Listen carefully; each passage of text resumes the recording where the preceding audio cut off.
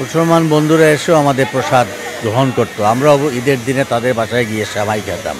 তো এই ছিল আমাদের রীতি, এই ছিল আমাদের সংস্কৃতি। দুর্গাপূজা হচ্ছে সার্বজনীন দুর্গোৎসব, অর্থাৎ সার্বজনীন সবাইকে নিয়ে, সব ধরনের ধর্ম বর্ণ গোত্র নির্বিশেষে মানুষকে নিয়ে আমরা পূজাটা করি। আর এটা হচ্ছে উৎসব। আর দুর্গাপূজাটাকে আমরা সবাইকে নিয়ে উৎসবটা পালন করি। তো এবারে আমরা একটা নিরাপত্তা বলয়ের মধ্যে থেকেই পূজাটা করতে হচ্ছে, কারণ সরকার থেকে আশ্বস্ত করা হয়েছে যে আমাদের নিরাপত্তা দেওয়া হচ্ছে। কিন্তু এই নিরাপত্তা নিয়ে আমরা কয়দিন আর পূজা করব। তা আশা করি মা যেহেতু দুর্গতি নাশিনী, অসুর বিনাশিনী, তিনি সমাজে যত অসুর এবং দুর্গতি আছে তার নাশ করবেন এবং আমরা সুন্দরভাবে শান্তিপূর্ণভাবে সবাইকে নিয়ে ঠিক আগের মতো আবার পূজা উৎসব পালন করতে পারব। আজকে ষষ্ঠীর দিন।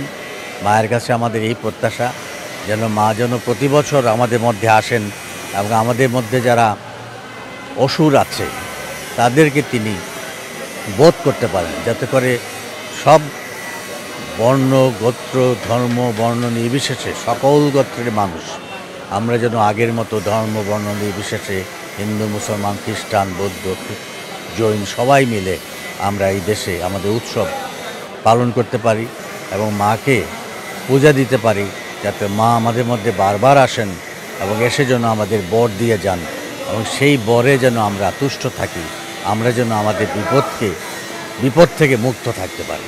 দেখেন, যেহেতু সরকার প্রতি বছরই প্রতিবারই প্রত্যেক সরকারের সময়ই আমাদেরকে আশ্বস্ত করা হয় এবং একটা নিরাপত্তার বলয়ের মধ্যে আমাদের থাকতে হয়।